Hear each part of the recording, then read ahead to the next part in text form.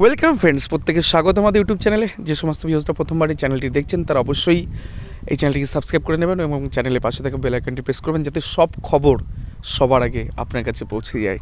তো আজকে যে বিষয় নিয়ে কথা বলবো, লোকসভা ভোটের আগে আমরা আশা করছিলাম বেশ কয়েকটি দপ্তরে বেশ কিছু রিক্রুটমেন্ট নোটিফিকেশান বেরোবে।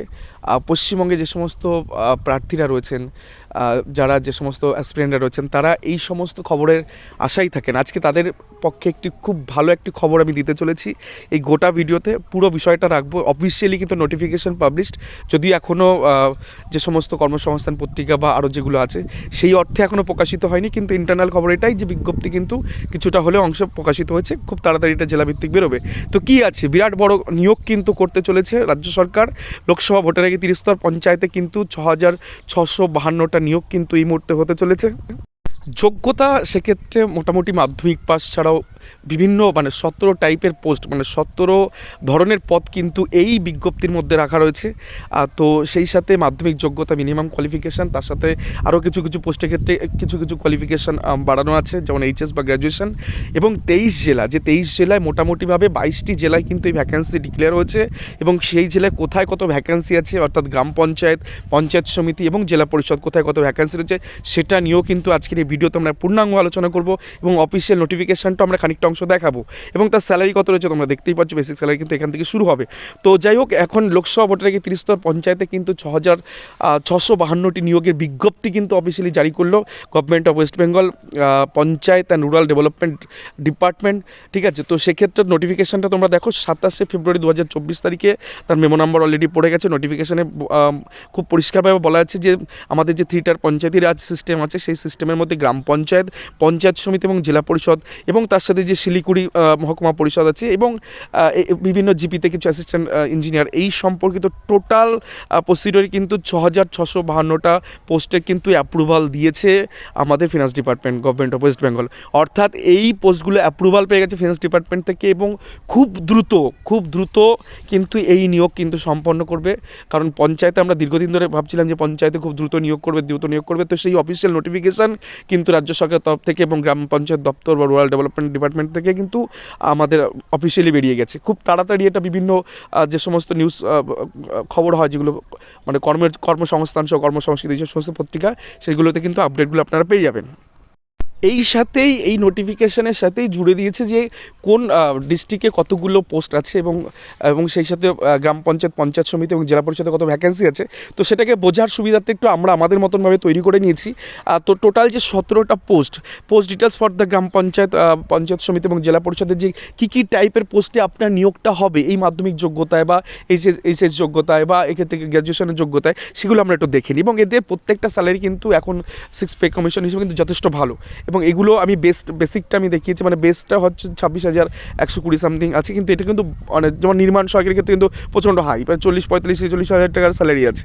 তাদের ক্ষেত্রে আলাদা রকম একটু ক্রাইটেরিয়া লাগে। তো কী পোস্ট আছে একটু দেখে নিই। টোটাল এই 30 স্তর পঞ্চায়েতিতে 6,652টা পোস্টের ক্ষেত্রে 1 নম্বর হচ্ছে এক্সিকিউটিভ অ্যাসিস্ট্যান্ট, 2 নম্বর হচ্ছে গ্রাম পঞ্চায়েত কর্মী, 3 নম্বর হচ্ছে নির্মাণ সহায়ক, 4 নম্বর হচ্ছে সহায়ক বলে একটা আলাদা পোস্ট হয়, 5 নম্বর হচ্ছে সেক্রেটারি, 6 নম্বর হচ্ছে অ্যাকাউন্টস ক্লার্ক, 7 নম্বরে আছে ক্লার্ক কাম টাইপিস্ট, 8 নম্বরে আছে ডিইউ অর্থাৎ ডাটা এন্ট্রি অপারেটর আছে, 9 নম্বরে আছে পিওন, 10 নম্বরে আছে অ্যাডিশনাল অ্যাকাউন্টেন্ট, 11 নম্বরে আছে গ্রুপ ডি, 12 নম্বরে আছে লোয়ার ডিভিশন ক্লার্ক বা এলডিসি, 13 নম্বরে আছে স্টেনোগ্রাফার, 14 নম্বরে আছে ব্লক ইনফরমেটিক অফিসার, 15 নম্বর আছে ওয়ার্ক অ্যাসিস্ট্যান্ট, 16 নম্বরে রয়েছে ডিস্ট্রিক্ট ইনফরমেশন অ্যানালিস্ট, আর 17 নম্বরে হচ্ছে অ্যাসিস্ট্যান্ট ক্যাশিয়ার। তো এই হচ্ছে 30 স্তর যে পঞ্চায়েতি ব্যবস্থা রয়েছে, তার মধ্যে এই পোস্টগুলোতে কিন্তু আপনার নিয়োগটা হবে।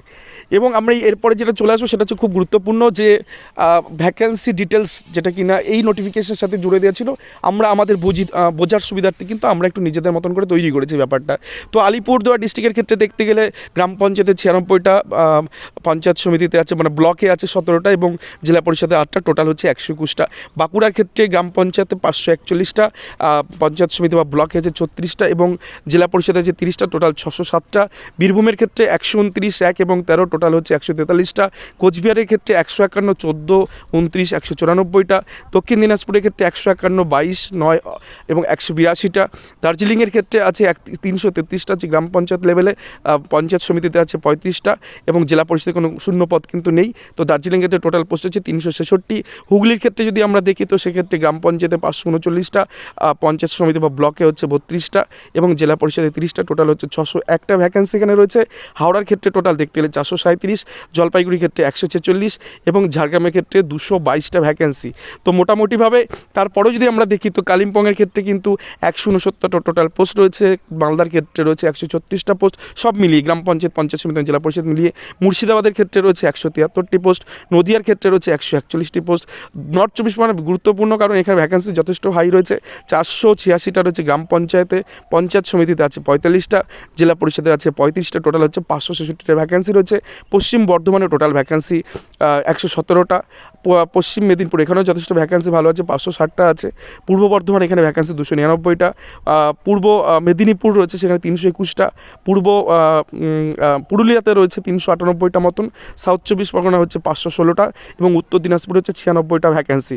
অর্থাৎ যদি দেখা যায় তো গ্রাম পঞ্চায়েতের ম্যাক্সিমামটা রিক্রুট হবে, সেখানে 5509 জন কিন্তু গ্রাম পঞ্চায়েতে আপনারা রিক্রুটমেন্ট পাবেন এবং পিএস অর্থাৎ পঞ্চায়েত সমিতি বা ব্লকের ক্ষেত্রে 564টা পোস্টে নিয়োগ করবে রাজ্য সরকার এবং জেলা পরিষদের ক্ষেত্রে কিন্তু 438টা পোস্ট কিন্তু রয়েছে। টোটাল যদি আমরা দেখা যায় তো 6511টা পোস্ট কিন্তু নিয়োগ হবে ত্রিস্তর পঞ্চায়েত ব্যবস্থার ক্ষেত্রে। এছাড়া শিলিগুড়ি মহকুমায় কিছু আলাদা কয়েকটি পোস্ট আছে, এছাড়া প্রত্যেকটা জেলা পরিষদে কিছু অ্যাসিস্ট্যান্ট ইঞ্জিনিয়ার কিন্তু নিয়োগ করবে এই রাজ্য সরকার। তো বর্তমানে এইটাই ছিল হচ্ছে বিরাট বড় খবর, যে খবরের জন্য কিন্তু প্রতিটা চাকরি প্রার্থী তার উদ্গ্রীব হয়ে বসে থাকেন।